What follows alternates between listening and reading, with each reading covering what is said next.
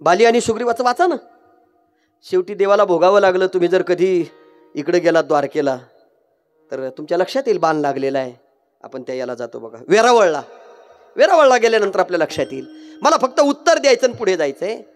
एका बाजूला जाऊन भगवंतानं बाण मारला तेव्हा दुसरा भाऊ म्हणतो, देवा आमच्या दोघायचं होतं हे तू का केलं? भगवंतानं सांगितलं, दोघायचं होतं म्हणून जरी केलं असलं तरी मला सुटणार नाही, मला ते भोगावं लागणार आहे.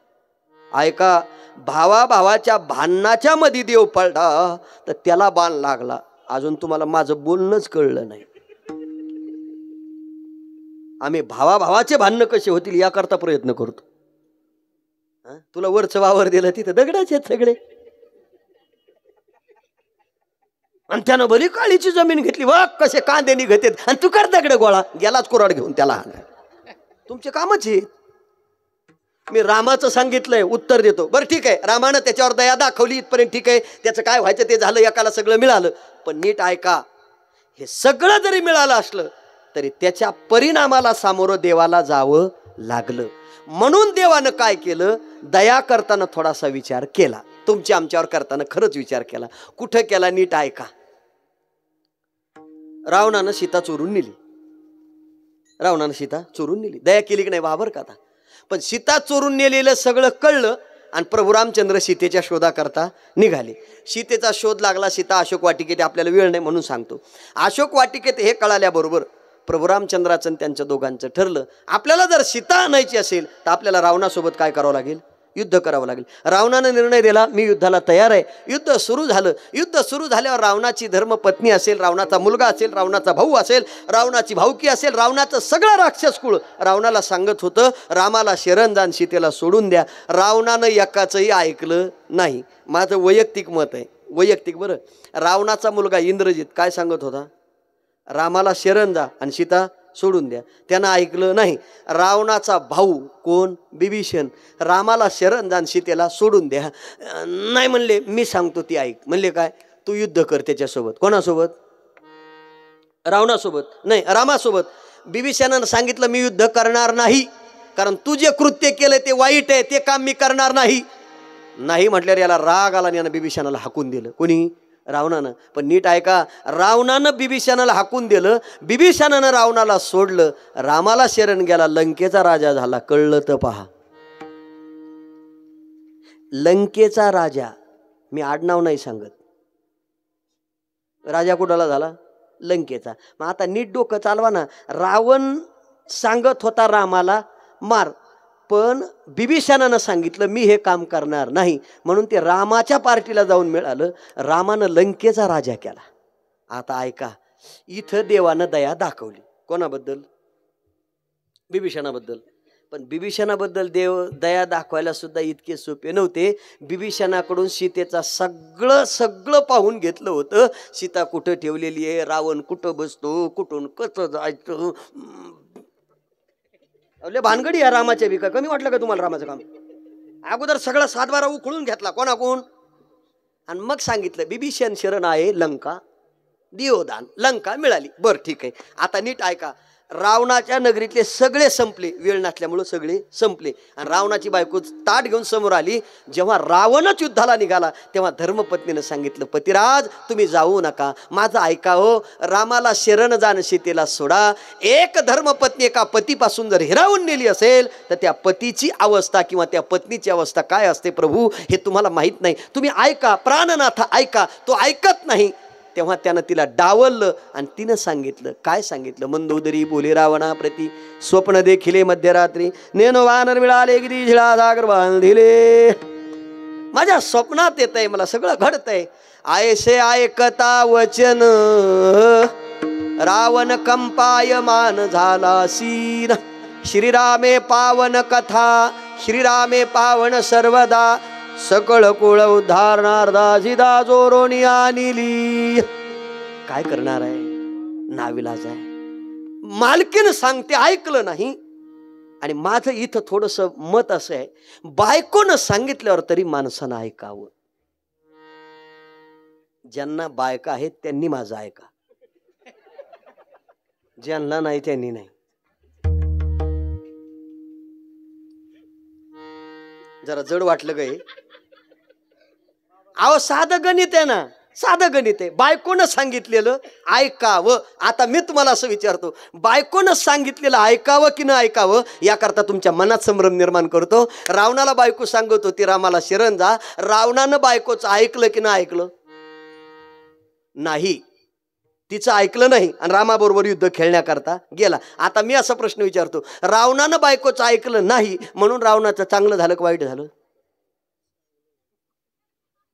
पिशी भरारी माई ह्या वाईट म्हणायल्यात. मग तुमचंच ऐकायचं का मी? अरे मी किती साधा प्रश्न विचारला यांना. रावणानं बायकोचं ऐकावं की न ऐकावं ते ह्या सांगतात नाही. अहो साधं गणित आहे ना. रावणानं जर बायकोचं ऐकलं असतं आणि सहज सीता सोडून दिली असती तर रामाच्या हातून रावणाला मरण आलं नसतं. म्हणून रावणानं बायकोचं ऐकलं. मग रावणाचं चांगलं झालं वाईट झालं? अरे चांगलं झालं ना. म्हणजे बायकोचं ऐकलं नाही म्हणून रावणाचं काय झालं? चांगलं झालं. म्हणजे रामाच्या हातून मरण आलं. आता सचिन महाराज माझा इथं प्रश्न आहे सगळ्याला, तुम्ही आम्ही बायकोचं ऐकावं की नाही ऐकावं?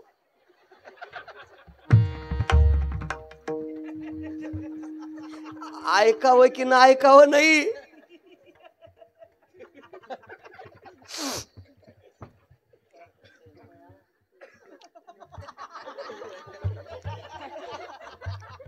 जगून जगायचं कोणासाठी, करून करायचं कोणासाठी?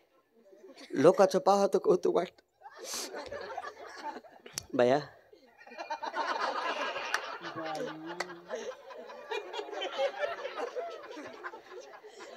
माझं उत्तर मला द्यायचंय तुम्हाला, ते पटूनच देणार मी.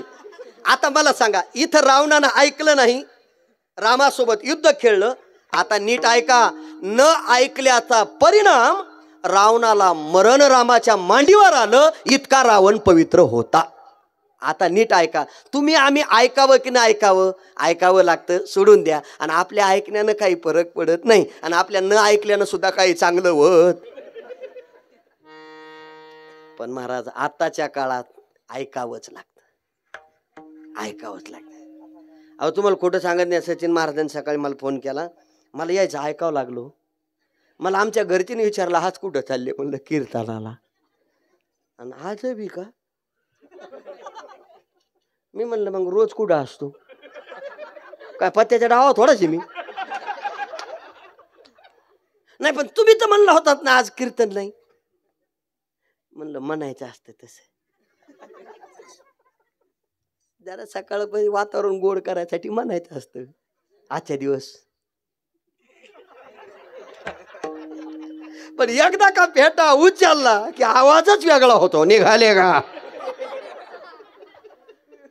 हे मी उत्तर का दिले ते नीट ऐका, तुम्हाला हसवा आलं असेल.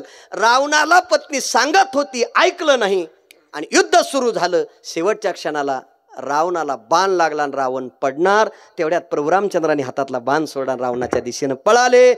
आणि मग लक्ष्मणानं सांगितलं, प्रभू रावणाला हात लावू नका, तो कधी धोका देईल. प्रभू म्हणतात नाही. जवळ गेले, असा हात केला, मांडीवर घेतलं आणि मांडीवर घेऊन जेव्हा रावण प्रभूकडे पाहतो, लक्ष्मण उभा आहे आणि लक्ष्मणानं विचारलं, प्रभू तुम्ही रावणावर एवढी दया का करता? अहो याच्यामुळं काय काय घडलं? म्हणले काय घडलं? अहो म्हणले सीता चोरून नेली म्हणून आपण युद्ध करतोय. हे सगळं ऐकताना प्रभूनं सांगितलं, लक्ष्मणा रावण एकटा पडला, त्याला एकटं पडू देता येत नाही. तो लंकेचा राजा आहे, धरणीवर तसा पडू देता येत नाही. मी त्याच्यासोबत युद्ध करतोय म्हणजे मी त्या तोला मोलाचा रावण आहे, पण त्याला जर असं पडू दिलं तर माझी किंमत जाईल. म्हटले मग तुम्ही त्याला मांडी का दिली?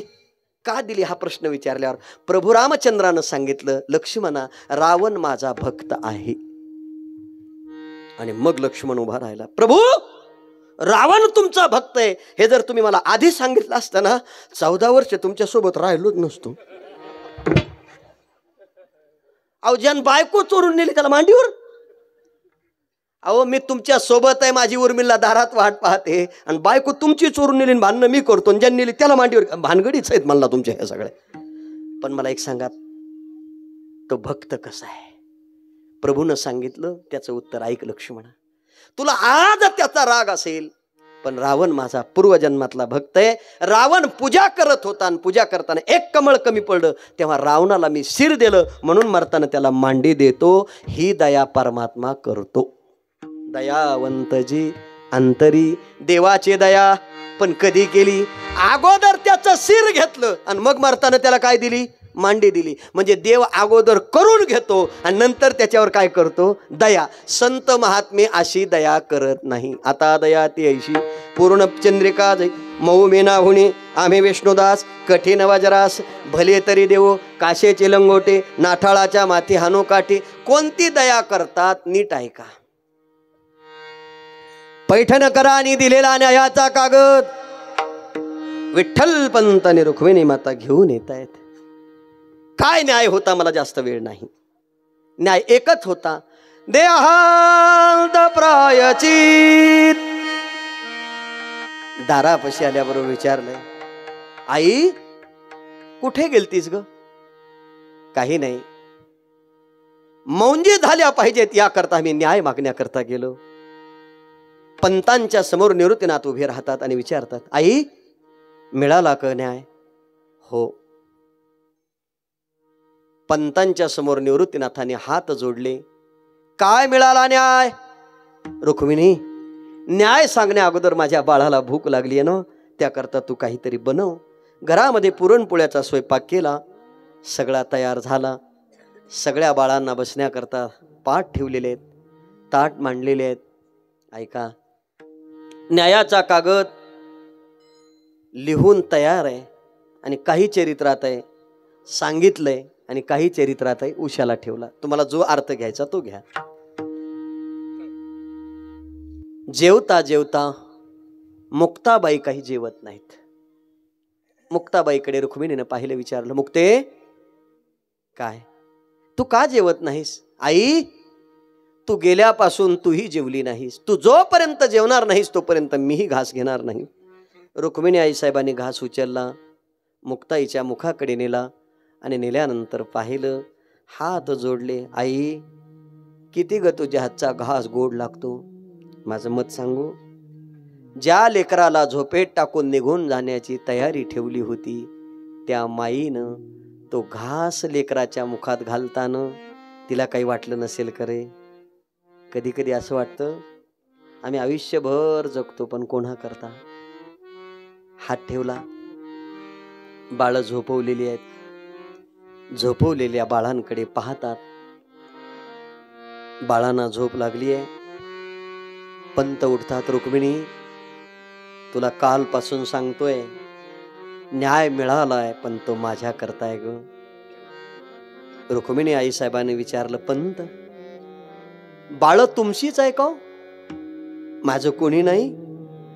अहो, पती सोबत पत्नीनं जाणं हे तिचं सौभाग्याचं लक्षण आहे ना. रुक्मिणी, मला जाण्याबद्दलचं दुःख नाही, पण मला एका गोष्टीचं दुःख वाटतंय. काय? लेकराला बाप नसला तरी चालेल, पण लेकरावर दया करणारी माय पाहिजे ग.